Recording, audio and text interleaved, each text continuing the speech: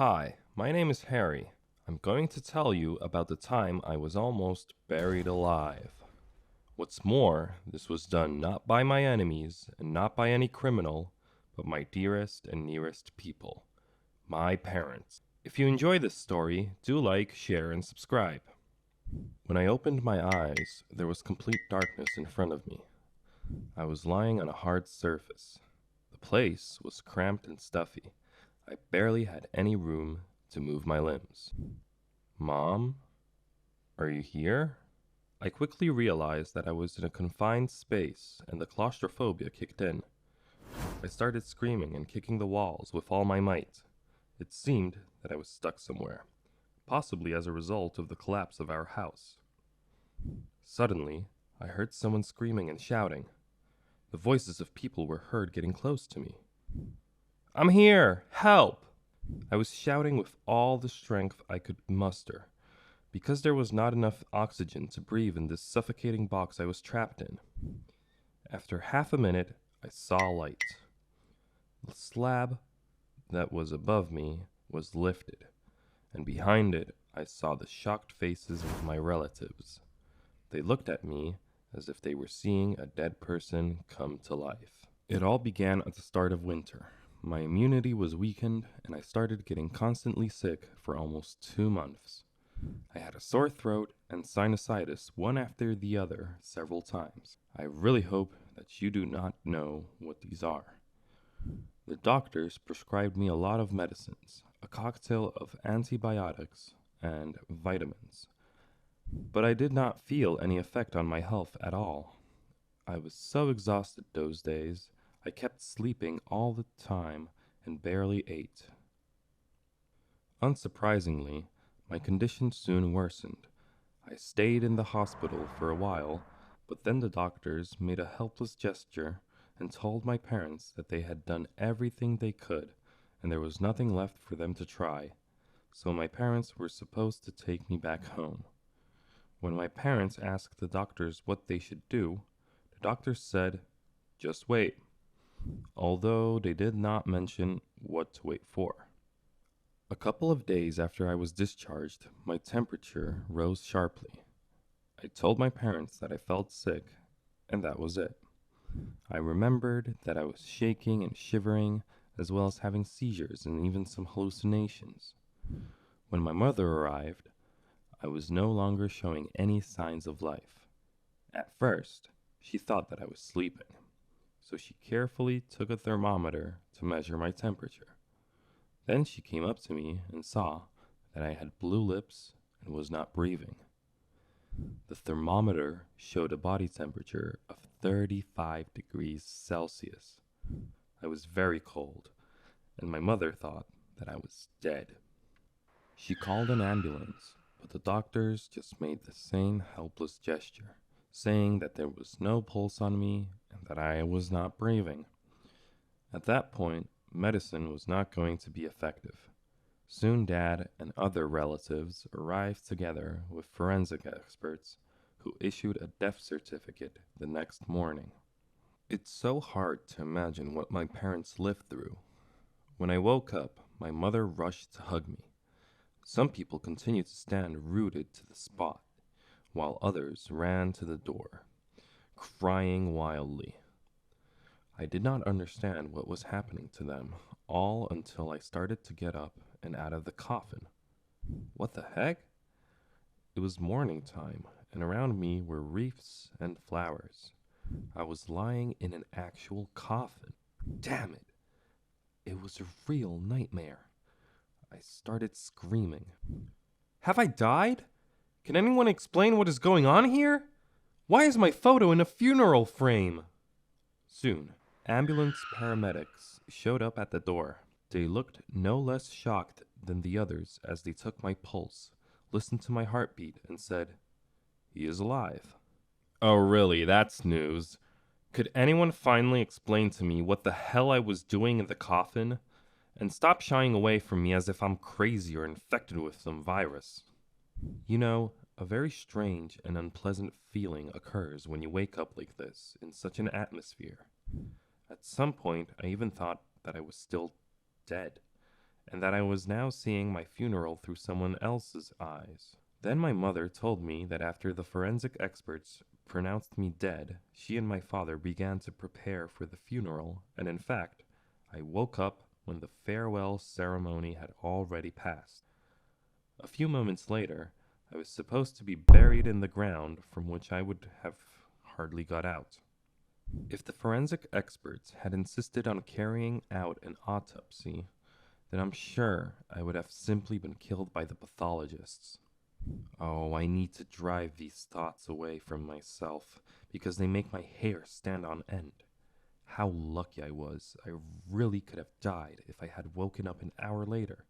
And in that case, would I have been doomed to a long and painfully suffocating death in a coffin? Or would I have been killed by doctors? That's horrible. Even thinking about it makes me feel scared. A logical question came up. What was it then? Am I really raised from the dead? That's actually what the old ladies from my neighborhood began saying when they saw me. Are they right?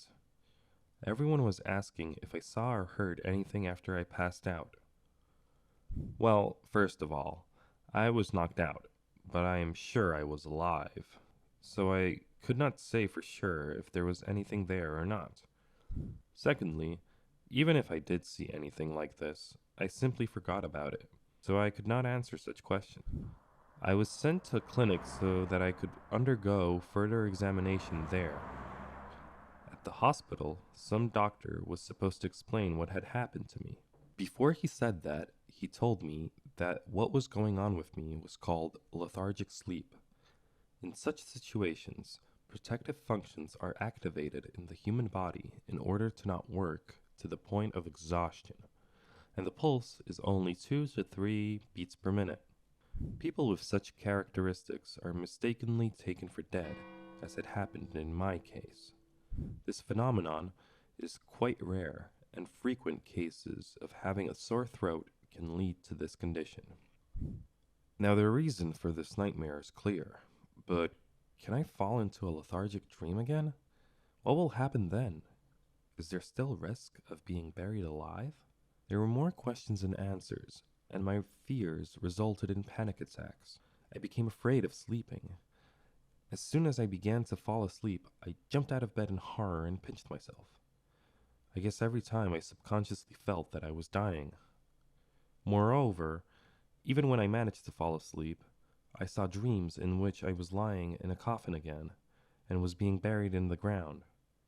It was a real nightmare. I could not allow this to last any longer, so my parents made me visit a psychotherapist. But he was completely powerless in eliminating my fears and could not convince me that everything was okay. This was all because no man on earth could guarantee that this would not happen to me again, and I would never be buried alive. I realized that soon I would lose my mind because all my thoughts were occupied only by this.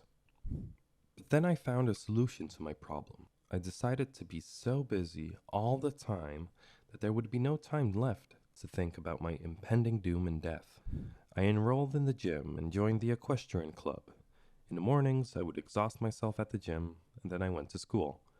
After my classes, I went to the equestrian club, and in the evenings, I only had the energy to get into bed and crash. Although sometimes I would have no energy left at all, so I would fall on the floor right at the door of my apartment.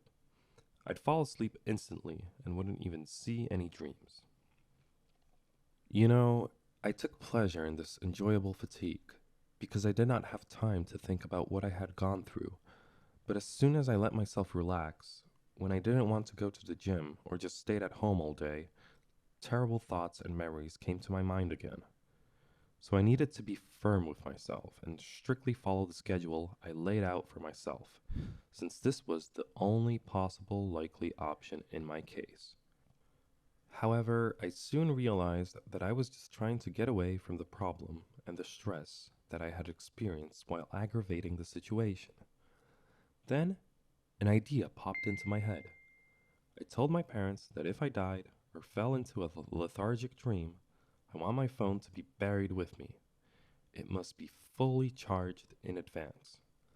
My parents were not very pleased to talk about this topic, but still, they gave me their word that they would fulfill my request if trouble happened again. After that, I felt much easier and calmer. You know, I never thought that at the age of 16 I would have to give instructions to my parents on how to bury me and what to do in case I died. That was just unthinkable. I felt as if I was 100-year-old man. However, now I look at life from a completely different perspective. While my peers are full of youthful maximalism and are sure that their lives are just beginning, I know that we are all mortal and every day can be the last one. I learned this from my own personal experience. Now I was more eager to live. I'm afraid of wasting time, so I live to the fullest. I want to do as much as I can. I want to reach great heights and make numerous achievements. I wanted to have time to leave a trail in this life after myself. I still have a very busy schedule. Now, in addition to the gym and equestrian sports, I also took up drawing classes as I had wanted this for a long time. I don't even know why it was I who fell into a lethargic dream, or why I experienced it. But now I'm even glad that this happened. I have learned how to value and love my life. Yes, the path to awakening was hard, but I coped with everything. Do you have any fears? Tell us in the comments what you are afraid of and how you cope with it. Don't forget to click on the thumbs up icon and subscribe to our channel.